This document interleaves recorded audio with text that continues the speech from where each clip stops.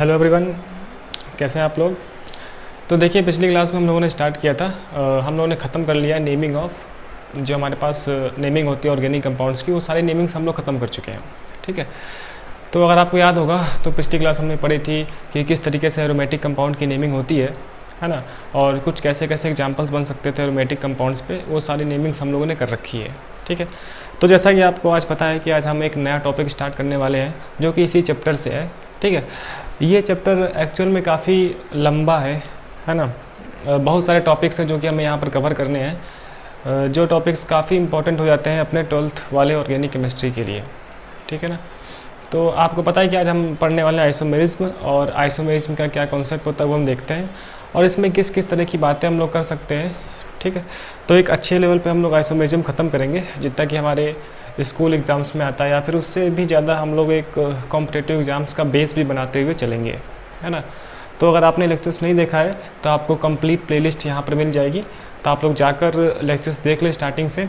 Starting में हम लोगों ने बहुत ही अच्छे वे में, है ना, बहुत ही छोटी छोटी बातें जो कि ऑर्गेनिक केमिस्ट्री के लिए इम्पॉर्टेंट हैं, वो सारी बातें हम लोगों ने कर रखी है। एक बहुत ही छोटे लेवल की बात 1 डिग्री कार्बन, है ना, या फिर 2 डिग्री कार्बन से लेकर IPSC से लेकर हम लोग यहाँ तक पहुँचे हैं। ठीक है, तो अगर आप लोग स्टार्टिंग से वीडियोस देख रहे हैं तो आपको काफ़ी मज़ा आ रहा होगा।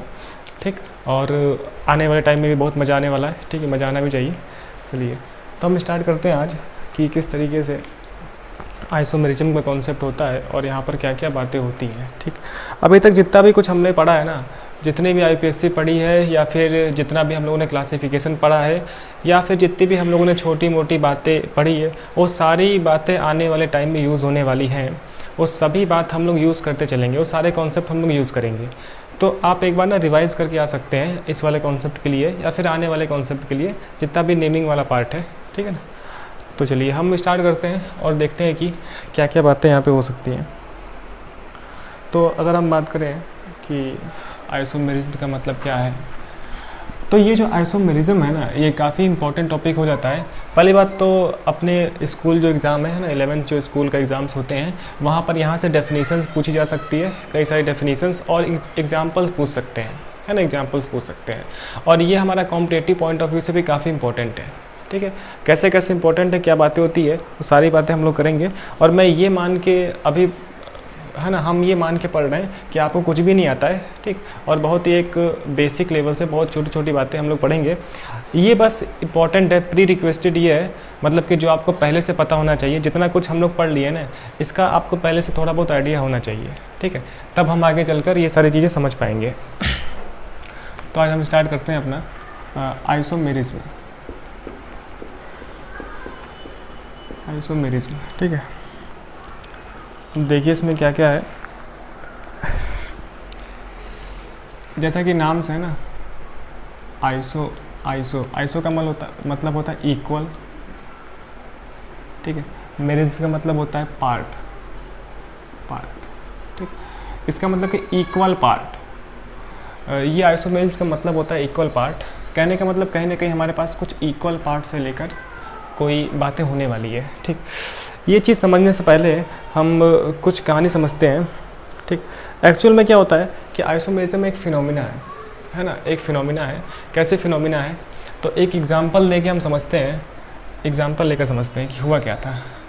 और आप देखो ना, अभी तक जो भी हम पढ़े हैं, किसी न किसी ऑर्गेनिक कंपाउंड्स की नेमिंग ही पढ़े हैं। ठीक, तो नेमिंग को लेकर हम लोग काफ़ी अच्छे से जानते हैं, और नेमिंग वाला पार्ट यहाँ पर बहुत ही अच्छे से यूज़ भी होने वाला है। ठीक, तो अगर आप देखें तो एक कंपाउंड है जैसे कि CH3CH2OH। ठीक, हम इसका नाम पढ़ चुके हैं कि ये सर एथिल अल्कोहल होता है। इसका कॉमन नेम क्या है, एथिल अल्कोहल। ठीक, दूसरा एक कंपाउंड ले लेते हैं हम लोग CH3OCH3। इस आइसोमेरिज्म को समझने के लिए हम ये सारी बातें कर रहे हैं। पर्टिकुलर आइसोमेरिज्म जो वर्ड है, इसका मतलब है इक्वल पार्ट्स, है ना। इक्वल पार्ट्स में अगर अपन लोग डिवाइड कर दें किसी कंपाउंड्स को, तो आइसोमेरिज्म अराइज होता है। कैसे होता है वो हम बात कर रहे हैं। ठीक, तो हमने 2 कंपाउंड लिए, एक तो लिया एथिल अल्कोहल, दूसरा डाइमेथिल ईथर। तो ये एक ईथर है। ठीक है, डाइमेथिल ईथर।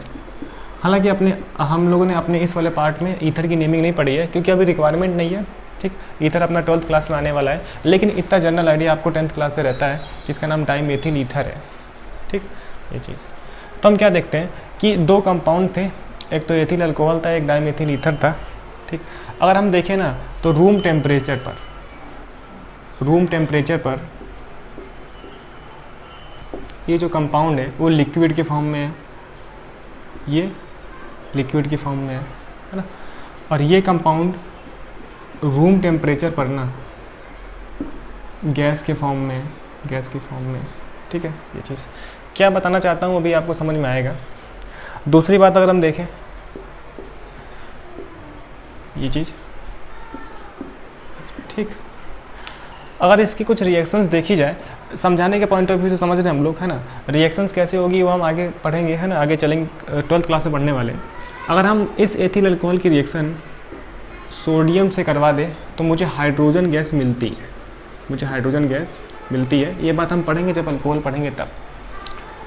अगर हम इसी की रिएक्शन HI के साथ करवा दें तो मुझे यहाँ से CH3 CH2 HI, है ना, कहने का मतलब आयोडो ईथेन, मुझे आयोडो ईथेन मिलता है। ठीक है, आयोडो ईथेन मिलता है।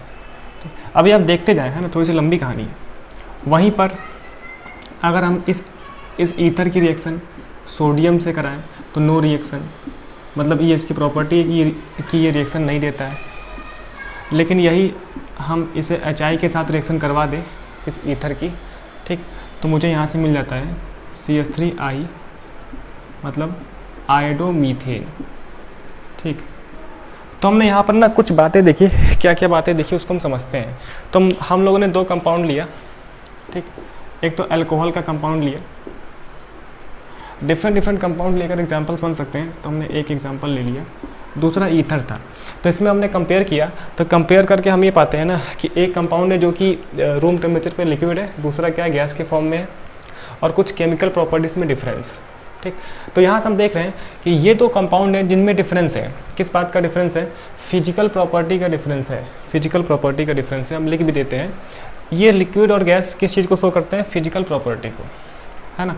तो यहाँ पर सबसे पहली बात तो हमने ये ऑब्जर्व की कि यहाँ पर फिजिकल प्रो का डिफरेंस है। प्रो का मतलब फिजिकल प्रॉपर्टी, ठीक, और ये भी क्या हमारे पास है?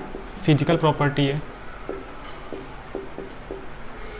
फिजिकल प्रॉपर्टी को हम लोग आगे से प्रो लिखा करेंगे, ठीक। तो फिजिकल प्रॉपर्टी का हमें डिफरेंस मिला, और साथ ही साथ हम यहाँ देख रहे हैं कि केमिकल प्रॉपर्टी का भी डिफरेंस है, क्योंकि ये बंदा सोडियम से रिएक्शन करता है, ये बंदा नहीं करता है, ठीक। तो हमने देखा कि इन दो कंपाउंड्स में काफ़ी डिफरेंस है। किस किस बात का डिफरेंस है? एक तो फिजिकल प्रॉपर्टी का डिफरेंस है, दूसरा केमिकल प्रॉपर्टी का डिफरेंस है ना। केमिकल प्रॉपर्टी का डिफरेंस है, प्रॉपर्टी को हम प्रो बोलते हैं। आपको पता है ना, प्रो वाली चीज़ें महंगी आती है। और यहाँ पर हम लिख सकते हैं केमिकल प्रॉपर्टी का डिफरेंस है। तो जितनी बातें मैं बोर्ड पे लिखूंगा उतनी बात आपको लिखनी है, ठीक है। और जो भी हम समझने वाला पार्ट है वो समझते जा रहे हैं, ठीक। तो हमने क्या देखा कि सर ना ये दो ऐसे कंपाउंड थे जिनमें डिफरेंस था। किस बात का डिफरेंस था? एक तो फिजिकल प्रॉपर्टी डिफरेंस है इसमें, ठीक, और दूसरी क्या है? दूसरी केमिकल प्रॉपर्टी डिफरेंस है। लेकिन इन दोनों कंपाउंड में ना एक सिमिलैरिटी है। क्या सिमिलैरिटी है? अगर आप इस कंपाउंड का मॉलिक्यूलर फार्मूला चेक करें, मॉलिक्यूलर फार्मूला हम पहले भी पढ़ चुके हैं, जिसे मैं MF से शो करता हूँ, है ना। अपनी जो पढ़ाई चल रही है उसके लिए हम MF लिखते हैं। मॉलिक्यूलर फार्मूला अगर हम चेक करें तो कैसे लिखते हैं? देखिए, आप 2 कार्बन है ना, 2 कार्बन, आप काउंट कर लो, 3 to 5 और 6 हाइड्रोजन O, C2H6O, C2H6 नहीं 5 होगा ना, हाँ 6, C2H6O, ये इसका मॉलिक्यूलर फार्मूला है। ये इसका क्या है सर? मॉलिक्यूलर फार्मूला है ना। और इस कंपाउंड का भी अगर आप देख लो मॉलिक्यूलर फार्मूला, तो वो C2H6O ही है। देखिए आप, C2H6O, तो C2H6O हो गया, ठीक। तो इन दोनों कंपाउंड्स में ना काफ़ी डिफरेंस था, लेकिन एक बात की समानता थी, एक बात सिमिलर था। किस बात की सिमिलरिटी थी? कि इनका मॉलिक्यूलर फार्मूला डिफरेंस है। मॉलिक्यूलर फार्मूला सेम है और चीज़ें डिफरेंट है, ठीक है। तो यहीं से बात आती है आइसोमेरिज्म की। यहीं से क्या बात आती है सर? आइसोमेरिज्म की। कोई ऐसे दो ऑर्गेनिक कंपाउंड्स ठीक है। तो एक बात इंपॉर्टेंट है कि जो ऑर्गेनिक वाले कंपाउंड होते हैं, जो ऑर्गेनिक वाले कंपाउंड्स होते हैं ना, उसी में आइसोमेरिज्म अराइज होता है। ठीक है, उसी में आइसोमेरिज्म अराइज होता है, क्योंकि ऑर्गेनिक वाले कंपाउंड्स का जो शेप होता है एक फिक्स शेप होता है। आपको पता ना कि शेप टेट्राहेड्रल, स्क्वायर, प्लेनर, ये सारी चीज़ें।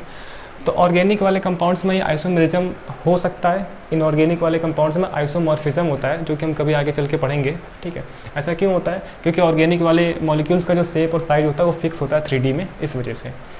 तो ऐसे दो ऑर्गेनिक कंपाउंड्स, ठीक है, जिनमें क्या हो, है ना, जिनका मॉलिक्यूलर फॉर्मूला तो सेम हो लेकिन उनकी कोई एक प्रॉपर्टी में डिफरेंस हो, है ना, एटलीस्ट वन प्रॉपर्टी में डिफरेंस हो। वो प्रॉपर्टी फिजिकल प्रॉपर्टी भी हो सकती है या फिर केमिकल प्रॉपर्टी भी हो सकती है। लेकिन अगर ऐसे दो कंपाउंड्स जिनका मॉलिक्यूलर फॉर्मूला तो सेम हो लेकिन फिजिकल प्रॉपर्टी या फिर केमिकल प्रॉपर्टी में डिफरेंस हो, तो ऐसे दो कंपाउंड्स को हम क्या बोलते हैं कि वे एक दूसरे के आइसोमर हैं। क्या है? वे एक दूसरे के आइसोमर हैं। और जो ये फिनोमिना हो रही है, इस फिनोमिना को हम क्या बोलते हैं? आइसोमेरिज्म। क्या बोलते हैं सर? आइसोमेरिज्म। ठीक है, तो मेरे ख्याल से ये बात आपको समझ में आ रही है। तो यहाँ से एक इम्पॉर्टेंट क्वेश्चन बनेगा अपने एग्ज़ाम के लिए कि व्हाट इज़ आइसोमेरिज्म, है ना, डेफिनेशन आती है। तो हम यहाँ से लिख सकते हैं कि दोज कंपाउंड्स विच हैव, है ना, same molecular formula but at least different in one property. तो एक प्रॉपर्टी में डिफरेंस हो, वो प्रॉपर्टी फिजिकल वाली भी हो सकती है, केमिकल वाली भी हो सकती है। Then those compounds are known as, है ना, each other isomers and this phenomena is known as isomerism. ठीक है, तो आप लोग डेफिनेशन वगैरह तो लिख सकते हैं। मैं मेन में शॉर्ट वाली बातें लिख देते हैं कि क्या क्या इंपॉर्टेंट है, समझ गए? तो इसी को हम क्या बोलते हैं? आइसोमेरिज्म बोलते हैं। क्या क्या इंपॉर्टेंट है? किसी भी टाइप के आइसोमेरिज्म होने के लिए ना, तो सबसे पहले तो वो वाला कंपाउंड जो है वो एक ऑर्गेनिक कंपाउंड होना चाहिए। ठीक है, अगर इनऑर्गेनिक कंपाउंड्स होते हैं तो वहाँ पर आइसोमेरिज्म शो नहीं होता है, वहाँ पर आइसोमॉर्फिज्म शो होता है। आइसोमॉर्फिज्म क्योंकि वहाँ पर इलेक्ट्रोस्टैटिक फोर्स ऑफ अट्रैक्शन लग रहा होता है, तो बात अलग है। तो फिलहाल किसी भी टाइप की, अगर हमारे सिलेबस में केमिस्ट्री से आता है कि आप आइसोमेरिज्म बताओ रिलेशन है या नहीं, तो वो ऑर्गेनिक वाला ही क्वेश्चन होगा जहाँ पर हम आइसोमेरिज्म की बात कर रहे होंगे। ठीक, तो किसी भी टाइप के आइसोमेरिज्म के लिए सबसे पहला इंपॉर्टेंट क्या है कि मॉलिक्यूलर फार्मूला सेम हो। क्या हो सर? दो कंपाउंड्स के मॉलिक्यूलर फार्मूला, है ना, शुड बी सेम।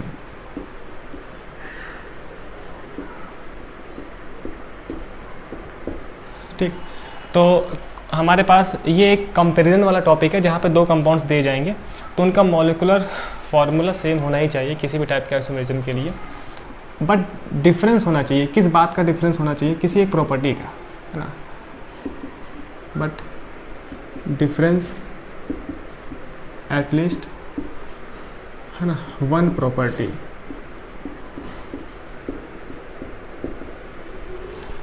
है ना, किसी एक प्रॉपर्टी का डिफरेंस होना चाहिए। अब ये प्रॉपर्टी जो है ना, वो फिजिकल भी हो सकती है या फिर केमिकल हो सकती है। या तो फिजिकल प्रॉपर्टी हो सकती है या फिर सर केमिकल प्रॉपर्टी हो सकती है। ठीक है, फिजिकल प्रॉपर्टी हो सकती है या फिर केमिकल प्रॉपर्टी हो सकती है। तो ये बात समझ में आ गई। तो हम थोड़ा सा आराम से टाइम लेकर पढ़ते जा रहे हैं, है ना, किसी की ट्रेन तो नहीं छूट रही है ना, जिससे कि आपको एक एक बात समझ में आए। ठीक, ये चीज़। Then those compounds are known as isomers with each other, है ना, तो उन्हें हम क्या बोलेंगे? आइसोमर्स, है ना। इन कंपाउंड्स को हम क्या बोल रहे होते हैं? आइसोमर्स। ठीक है, and this phenomena is known as isomerism. ठीक है, तो ये पार्ट जो है आप इसको नोट करके लिख देंगे। ठीक है, और जो मैं जैसा बता रहा हूँ वैसे आपको नोट करना है। ये तो बेसिकली ये क्या लिखी हुई है? डेफिनेशन लिखी हुई है। मैं एक बार फिर से आपको समझा दूँ तो हमने एक एग्जांपल लेके समझा कि दो एक कंपाउंड थे, है ना, जिनमें कई सारी डिफरेंस था, है ना, कई सारी डिसिमिलरिटीज़ थी। हम बोल सकते हैं कि उनकी केमिकल प्रॉपर्टी अलग थी, फिजिकल प्रॉपर्टी अलग थी, है ना, लेकिन इनमें एक बात की समानता थी, एक बात का, है ना, सिमिलरिटी था कि इन दोनों का मॉलिक्यूलर फार्मूला सेम है। ठीक, तो कभी भी ऐसा हो जाए कि किसी ऑर्गेनिक कंपाउंड्स, कोई दो ऑर्गेनिक कंपाउंड्स या फिर दो से ज़्यादा भी हो सकते हैं, उनके बीच में क्या हो, मॉलिक्यूलर फार्मूला तो सेम हो, ये बात की सिमिलरिटी तो रही है, लेकिन किसी एक प्रॉपर्टी में डिफरेंस हो, वो प्रॉपर्टी या तो फिजिकल वाली हो सकती है या फिर केमिकल वाली हो सकती है, ठीक है। तो ऐसे कंपाउंड्स क्या होते हैं, then these compounds are known as isomers with each other.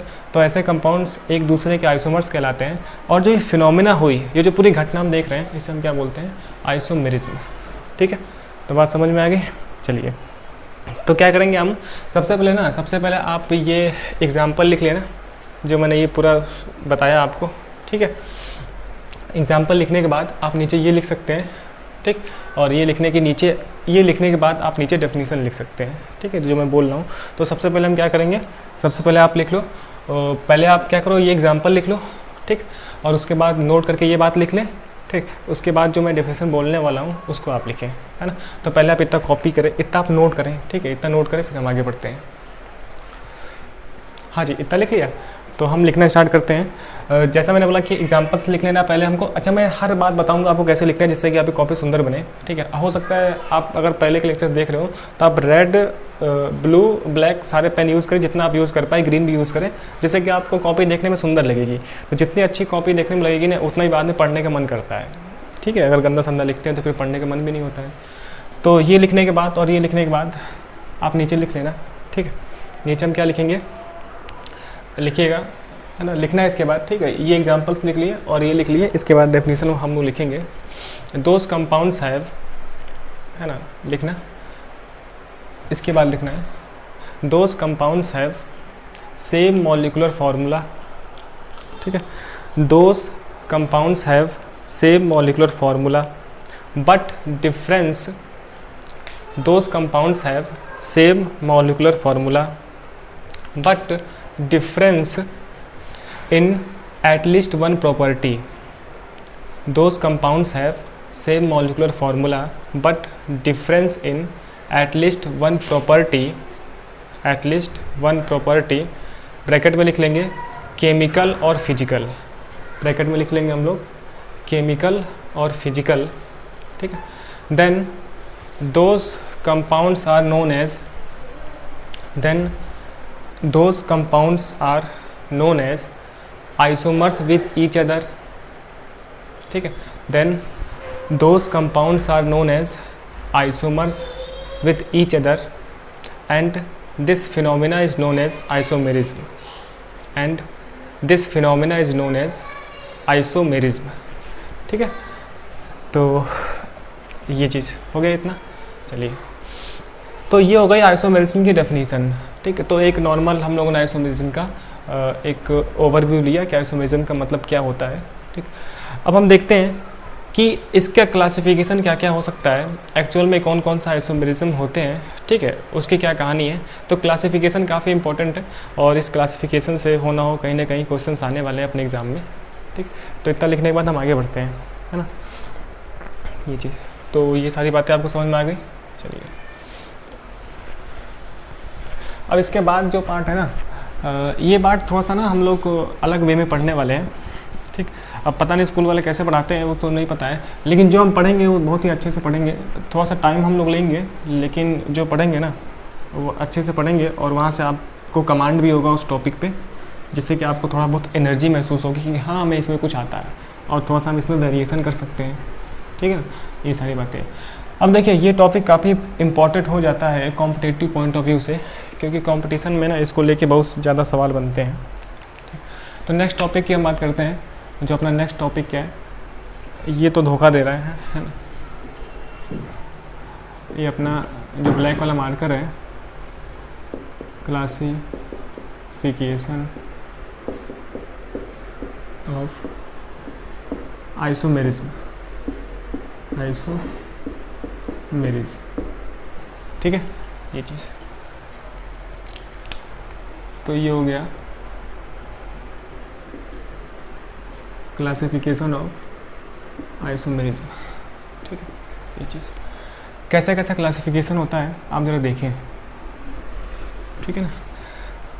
जो पहला टाइप का क्लासिफिकेशन है इसे हम क्या बोलते हैं, स्ट्रक्चरल आइसोमेरिज्म, है ना।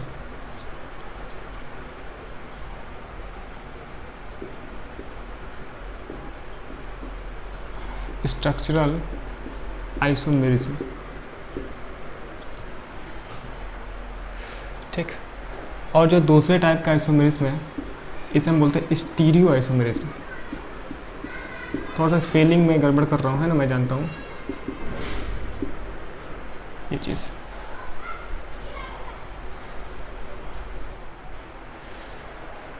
ठीक है ना, ये चीज़। तो कई बार हो सकता है कि दिमाग से स्पेलिंग गायब हो जाए, तो ये स्ट्रक्चरल आइसोमेरिज्म। तो कई बार ऐसा भी होता है कि कुछ ऐसी घटना हो जाती है जो नहीं होनी चाहिए थी, ठीक। ये तो आपको समझ में आ रहा है कि structural isomerism and stereo isomerism, ठीक है। तो रूम में काफ़ी गर्मी है, ये बात। तो अभी हमने देखा ना कि किसी भी टाइप के आइसोमेरिज्म होने के लिए कम से कम मॉलिक्यूलर फार्मूला का तो मॉलिक्यूलर फार्मूला सेम होना ही चाहिए, ठीक है।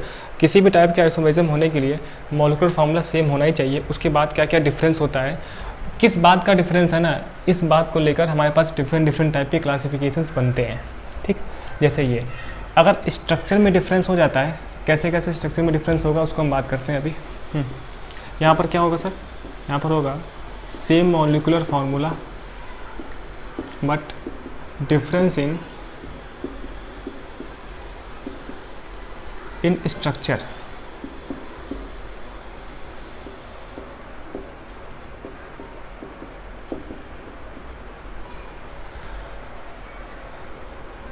स्ट्रक्चर, ठीक है।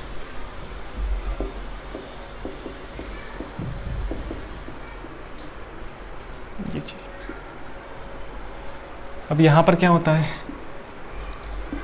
यहाँ पर भी same molecular formula sir same ही होता है, बट है ना, डिफरेंस इन अरेंजमेंट ऑफ,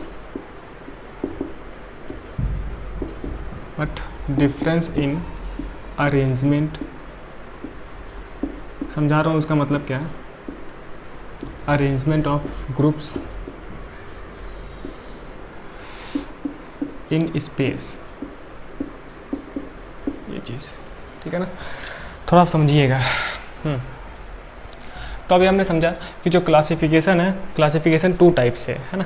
एक तो स्ट्रक्चरल आइसोमेरिज्म होता है, दूसरा होता है स्टीरियो आइसोमेरिज्म, ठीक। स्ट्रक्चरल आइसोमेरिज्म में क्या होने वाला है, किसी भी टाइप के आइसोमेरिज्म के लिए तो मॉलिक्यूलर फार्मूला तो सेम ही रहता है, लेकिन यहाँ पर स्ट्रक्चर में डिफरेंस होगा। जो भी हमारे पास ऑर्गेनिक कंपाउंड होंगे, जो भी कंपाउंड्स दिए जाएंगे, उनके अगर स्ट्रक्चर में डिफरेंस हो जाए तो हम बोलेंगे कि वहाँ पर स्ट्रक्चरल आइसोमेरिज्म होता है। अब स्ट्रक्चर में कैसे कैसे डिफरेंस होता है उसके बेस पे ना यहाँ पर और क्लासिफिकेशन बन जाते हैं कि स्ट्रक्चर में कैसे कैसे डिफरेंस होता है ना। अच्छा, ये वाला बात जो है ना, ये वाला पार्ट 2D में होता है। इससे पहले जब हम लोग ऑर्गेनिक कंपाउंड का रिप्रेजेंटेशन पढ़ रहे थे तो हमने पढ़ा था कि 2D में भी हम लोग शो कर सकते हैं और 3D में भी शो कर सकते हैं। तो जो ये वाला पार्ट है ना, ये पार्ट हम लोग का 2D में शो होता है, ठीक है, 2D के लिए। और जब आप लोग पढ़ रहे थे वेज और डैश फार्मूला, तो मैंने बताया था कि कंपाउंड्स 3D में भी होते हैं, ठीक है। तो स्टीरियो आइसोमेरिज्म तो तब अराइज होगा ना जब हमारे पास कंपाउंड 3D में है और 3D में जो ग्रुप्स लगे हैं उनका अरेंजमेंट में डिफरेंस आए। इसको हम आगे चल के और भी अच्छे से पढ़ेंगे। फिलहाल ये बात आपको समझ में आ रहा होगा कि मॉलिक्यूलर फार्मूला तो सेम ही रहता है, लेकिन अगर कंपाउंड 3D में हुआ तो 3D में जो ग्रुप्स लगे हुए हैं उनका अरेंजमेंट अलग हो, यानी कि पोजीशन अलग हो, अरेंजमेंट में डिफरेंस आता है स्पेस में 3D में, तो हम क्या बोलते हैं, वहाँ पर स्टीरियो आइसोमेरिज्म होगा। अपने सिलेबस के पॉइंट ऑफ व्यू से ना स्ट्रक्चरल आइसोमेरिज्म ज़्यादा इंपॉर्टेंट है ना, स्टीरियो आइसोमेरिज्म थोड़ा सा कम, लेकिन कॉम्पिटिटिव पॉइंट ऑफ व्यू से सबसे ज़्यादा स्टीरियो आइसोमेरिज्म इंपॉर्टेंट है, ठीक। अब इसमें कौन कौन से होते हैं हम वो पढ़ लेते हैं। जैसे कि चेन आइसोमेरिज्म,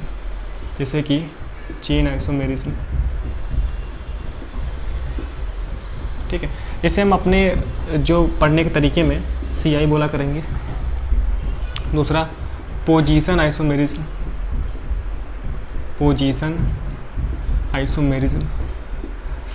है ना, हम लोग इसे PI बोला करेंगे, PI, है ना। तीसरा है मेटामेरिज्म,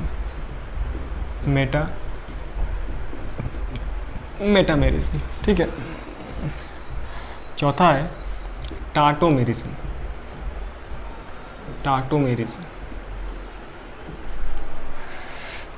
पाँचवा हम लोग लिख सकते हैं। अच्छा, ये कोई ऑर्डर नहीं है कि ये कोई ऑर्डर लिखा है, हम ना रैंडम किसी को भी पढ़ सकते हैं, है ना, ये कोई ऑर्डर नहीं है। ये लिखने का एक ऐसा तरीका है याद करने के पर्पज़ से। फंक्शनल आइसोमेरिज्म, फंक्शनल आइसोमेरिज्म, ठीक है, ये चीज़। तो एक तो हो गया chain isomerism, metamerism, tautomerism, functional isomerism, तो इसे हम लोग FI बोलते हैं अपने पढ़ने वाले, जो हमारा पढ़ने का तरीका है, ये चीज़, ठीक। यहाँ पे देख लेते हैं हम लोग, यहाँ पर सर आता है ज्योमेट्रिकल आइसोमेरिज्म, ज्योमेट्रिकल आइसोमेरिज्म, ये चीज़, ठीक है। दूसरा है ऑप्टिकल आइसोमेरिज्म। कुछ कुछ नाम फिजिक्स जैसे लग रहे हैं, लेकिन यहाँ पर इन चीज़ों का मतलब क्या है वो भी हम लोग समझेंगे आगे चल के, ठीक है। ऑप्टिकल आइसोमेरिज्म, ये बात, ठीक है। तीसरा है कॉन्फॉर्मेशनल्स, है ना, कॉन्फॉर्मेशन, नाम ही अलग हो गया ना, कॉन्फॉर्मेशन, ठीक है, ये चीज़। तो मैं एक बार फिर से बता दूं कि अच्छा, ये बात मैं पहले ही बोल रखा हूँ कि जो मैं पढ़ा रहा हूँ, जो बोल रहा हूँ, है ना, वो बिल्कुल सही है। हो सकता है कि स्पेलिंग में थोड़ा सा मिस्टेक हो जाए, है ना, क्योंकि हम भी यूपी बोर्ड से थे, तो आप लोग स्पेलिंग को संभाल लेना। जैसा कि आपको लग रहा था कि शायद स्पेलिंग गलत लिखी है, ठीक है, स्पेलिंग आप संभाल लेना। तो हम क्या पढ़ रहे हैं कि क्लासिफिकेशन आइसोमेरिज्म में क्या है, सबसे पहली बात तो दो टाइप का आइसोमेरिज्म है, एक तो स्ट्रक्चरल आइसोमेरिज्म है, दूसरा स्टीरियो है। स्ट्रक्चर के और सारे पार्ट होते हैं, लेकिन अपने सिलेबस के पॉइंट ऑफ व्यू से सबसे ज़्यादा इंपॉर्टेंट क्या है, स्ट्रक्चरल आइसोमेरिज्म ज़्यादा इंपॉर्टेंट है, ठीक है। और स्टीरियो आइसोमेरिज्म में ना इतना अपने सिलेबस में नहीं है, लेकिन ज्योमेट्रिकल आइसोमेरिज्म और ऑप्टिकल थोड़ा थोड़ा तीनों इंपॉर्टेंट है, ठीक है। एल्कीन्स में होता है, तो हम आगे चल के जब इसका यूज़ होगा तब पढ़ेंगे, है ना। हम इसी जब आइसोमेरिज्म पढ़ रहे हैं तभी हम सारे पढ़ लेंगे एक साथ में। हो सकता है ये कुछ वाले पार्ट हम लोग का 12th में यूज़ हो रहा हो, जैसे कि ये ऑप्टिकल वाला पार्ट या फिर ज्योमेट्रिकल वाला पार्ट 12th क्लास में यूज़ होता है, लेकिन हम लोग इस आइसोमेरिज्म में ही जितना पार्ट यूज़ होने वाला है अभी 11th के लिए या फिर 12th के लिए, वो हम अभी पढ़ने वाले हैं, है ना। तो बार बार अलग अलग जगह नहीं पढ़ेंगे, हम एक ही बार में पढ़ लेंगे, है ना। और जैसे कि मैंने बताया कि ये वाला पार्ट काफ़ी इंपॉर्टेंट है, ठीक है, अपने एग्ज़ाम के लिए। तो हो सकता है कि इसी में से क्वेश्चन आए, तो पहले आप इतना लिखें, और इतना लिखने के बाद हम देखते हैं, फिर हम एक एक करके स्टार्ट करते हैं, है ना। पहला वाला हेडिंग हम स्टार्ट करेंगे, फर्स्ट हेडिंग स्ट्रक्चरल आइसोमेरिज्म से, है ना, और इसमें क्या क्या होता है। फर्स्ट हम बात करेंगे चेन आइसोमेरिज्म की, ठीक। तो पहले आप इतना लिख लें, है ना, इतना आप नोट करें, फिर हम आगे बढ़ते हैं, ठीक है। तो ये अपने ये कॉपी हो गया, ठीक। चलिए, इतना नोट करने के बाद हम देखते हैं। अच्छा, एक बात इंपॉर्टेंट है कि अगर हम मुझे याद रखना है ना, तो इसका याद करने का एक मेथड भी है। आप देखो ज़रा, हम ऐसे याद रखते हैं, CPMT में फेल। क्या याद रखेंगे, CPMT में फेल। तो यहाँ से आपको याद रहेगा कि कौन कौन से आइसोमेरिज्म होते हैं स्ट्रक्चर वाले CPMT में फेल, ठीक है। एक बात मैं और इम्पोर्टेंट है जो बता दूँ आपको, कि जो इसमें से टाटोमेरिज्म है ना, टाटोमेरिज्म, इसको अभी हम थोड़ा सा रुक के पढ़ने वाले हैं। मतलब लगातार हम ये सारी बातें पढ़ लेंगे, लेकिन इसमें से हम टाटोमेरिज्म को बाद में पढ़ेंगे, ठीक। क्योंकि टाटोमेरिज्म का जो कॉन्सेप्ट है ना वो अलग है।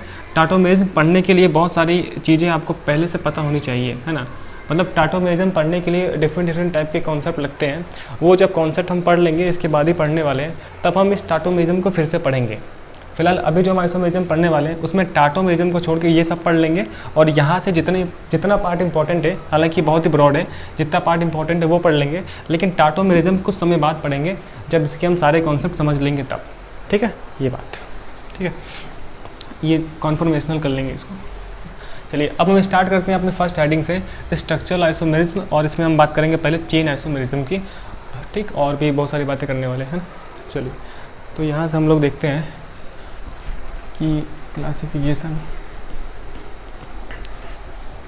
तो मेरे ख्याल से ये सारी बातें आपको समझ में आ रही होगी कि आइसोमेरिज्म का मतलब क्या है। अभी हम एग्जांपल्स करेंगे ना, तो जैसे जैसे हम इसके साथ थोड़ा समय बिताएंगे तो आपको और फीलिंग आएगी कि एक्चुअल में आइसोमेरिज्म का मतलब क्या है और ये क्या होते हैं। हमने तो ऐसे टाइप वगैरह देख लिया, ठीक।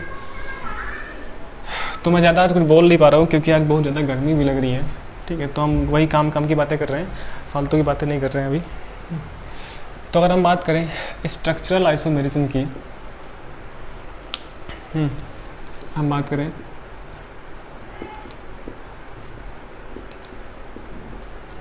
स्ट्रक्चरल आइसोमेरिज्म, स्ट्रक्चरल आइसोमेरिज्म, ठीक है।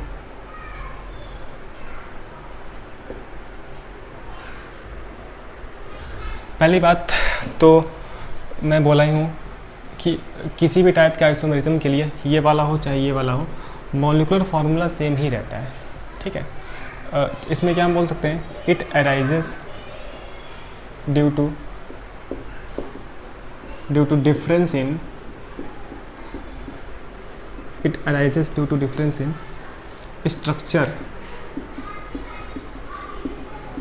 Structure of compound. तो पहली बात तो स्ट्रक्चरल आइसोमेरिज्म तभी अराइज होगा जब स्ट्रक्चर में डिफरेंस हो, है ना। जब स्ट्रक्चर में डिफरेंस होता है, 2D वाले स्ट्रक्चर में डिफरेंस होता है, ठीक। अब स्ट्रक्चर में डिफरेंस कैसे होगा, इस बात को लेकर सबसे फर्स्ट वाला पार्ट हम करने वाले हैं। जो पहला हमारे पास टॉपिक है, पहला टॉपिक क्या है, चेन आइसोमेरिज्म। तो हम पहले बात करने वाले हैं चेन आइसोमेरिज्म, ठीक है। चेन आइसोमेरिज्म,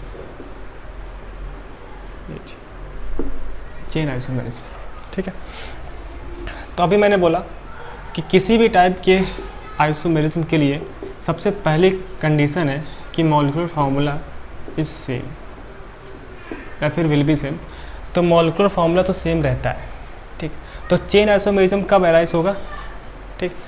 ऐसे दो कंपाउंड्स होंगे जिनमें पेरेंट चेन का साइज, है ना, अभी मैं समझा रहा हूँ, साइज ऑफ पेरेंट चेन, है ना, या फिर साइड चेन, या फिर साइड चेन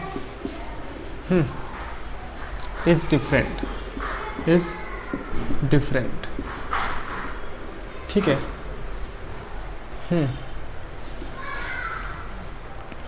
ये चीज़ यहाँ पर एक बात मैं और बता दूँ, अच्छा एग्जाम्पल से ज़्यादा समझ में आएगा, अभी मैं लिख दूंगा तो आपको कम समझ में आने वाला है, ठीक। तो जैसा कि हमने समझा कि आइसोमेरिज्म का जो टॉपिक है वो कंपैरिजन वाला है, तो हमारे पास दो कंपाउंड दिए जाएंगे, ठीक है, दो कंपाउंड्स। तो ऐसे दो कंपाउंड हैं जिनमें क्या होगा, साइज ऑफ पेरेंट चेन या फिर साइड चेन डिफरेंट हो, ठीक। इससे पहले हम जानते हैं, जब हमने नेमिंग पढ़ी थी, कि कंपाउंड्स में पेरेंट चेन होता है और साइड चेन भी होता है। तो अगर पेरेंट चेन या फिर साइड चेन का साइज डिफरेंट है ना, साइज डिफरेंट है, तो उनमें क्या आता है, चेन आइसोमेरिज्म होती है ना, चेन आइसोमेरिज्म होती है। और कुछ मैं इंपॉर्टेंट बातें उसको लिख दूँ, फिर आपको एग्जांपल के थ्रू समझाता हूँ क्या क्या होता है, ठीक। तो चेन आइसोमेरिज्म होने के लिए जो दो कंपाउंड्स हैं ना, उनका IUPAC नेम डिफरेंट होना चाहिए। IUPAC name should be different, IUPAC name should be different, ये चीज़, ठीक है। एक बात मैं और इम्पोर्टेंट बता दूँ, जितने भी स्ट्रक्चरल आइसोमेरिज्म होंगे ना, उनका IUPAC नेम डिफरेंट होगा, ठीक। तो ये बात हम लोग नोट करके लिख लेंगे, ये बात इंपॉर्टेंट है स्ट्रक्चरल आइसोमेरिज्म के लिए। स्टीरियो के लिए IUPAC नेम सेम होता है, ठीक है, वो हम बाद में बात करेंगे। तो यहाँ पर क्या होगा, डिफरेंट होगा, यहाँ पर डिफरेंट होगा IUPAC नेम, ये चीज़। तो सर IUPAC नेम जो है ना, वो डिफरेंट होने वाला है, IUPAC नेम डिफरेंट होने वाला है, ठीक। और क्या बात करते हैं हम लोग, नेचर ऑफ, है ना, फंक्शनल ग्रुप पढ़ चुके हैं हम, जिसे हम FG बोल रहे थे, या फिर कोई मल्टीपल बॉन्ड, या फिर मल्टीपल बॉन्ड, है ना, या फिर साइड चेन, ये चीज़।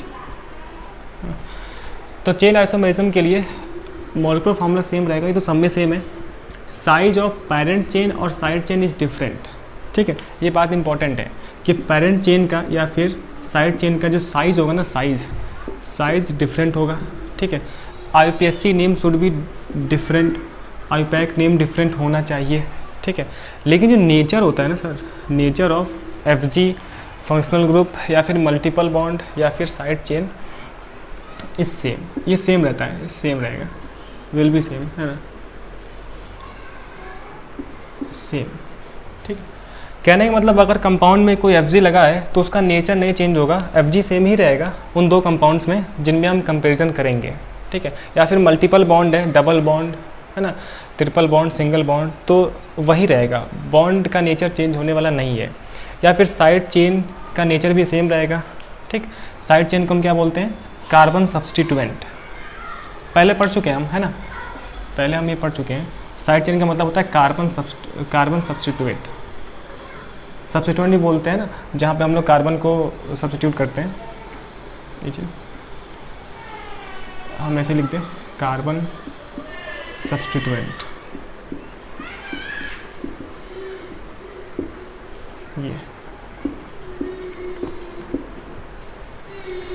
ये बात इंपॉर्टेंट है। ठीक है, तो इतनी बातें यूज़ करके हम लोग क्या पढ़ने वाले हैं, चेन आइसोमेरिज्म पढ़ने वाले हैं।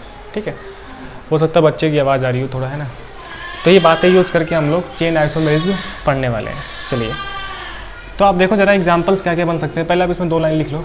ठीक है, क्या लिखना है, इस तरीके से तो लिख लें आप, है ना, चेन आइसोमेरिज्म ऐसे आप लिख लें, फिर इसके नीचे आप डेफिनेशन लिख लें चेन आइसोमेरिज्म की। ठीक है, बोलेंगे यहाँ से, इतना लिखने के बाद हट जाते हैं हम थोड़ा,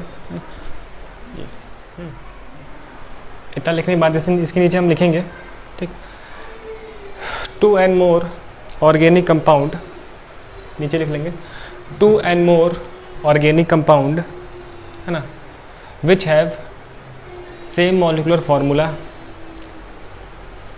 2 and more organic compound which have same molecular formula but difference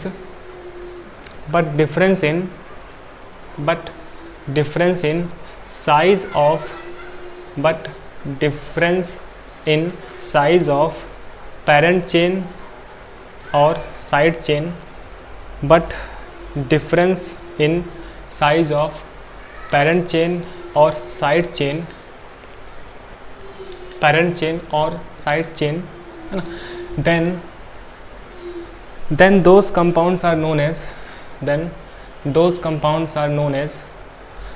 isomers with each other. Then those compounds are known as isomers of each other. And this phenomena is known as chain isomerism.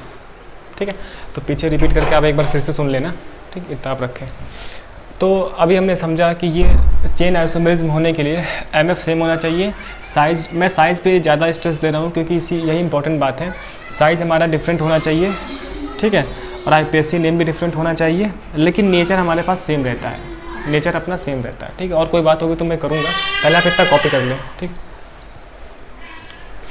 है ना, इतना note हो गया। चलिए, तो मुझे लगता है कि टाइम थोड़ा सा ज़्यादा हो रहा है। ठीक है, तो आज हम इतना रखते हैं और इसके बाद इसके हम एग्जांपल से स्टार्ट करेंगे। ठीक है, क्या क्या इसमें एग्जांपल्स होगा। तो आज हमने क्या पढ़ा, आज हमने बहुत ही बेसिक भाषा में पढ़ा कि आइसोमेरिज्म का मतलब क्या होता है। ठीक है, एंड आइसोमेरिज्म कैसे अराइज होता है और ये कैसी फिनोमिना है, इसमें कितने टाइप्स होते हैं। अभी हमने बस टाइप पढ़ा है और हम लोग पहला टाइप स्टार्ट करने वाले हैं। ठीक, अब हमारी जो नेक्स्ट क्लास होगी, नेक्स्ट क्लास से हम पढ़ेंगे कि इसके एग्जांपल्स, तो आप इतना पढ़ के आना, तो हम इसके आगे एग्जांपल्स की बात करेंगे। ठीक है, इतनी बात रखते हैं। सो अभी तक के लिए बहुत बहुत थैंक यू, मिलते हैं नेक्स्ट लेक्चर में।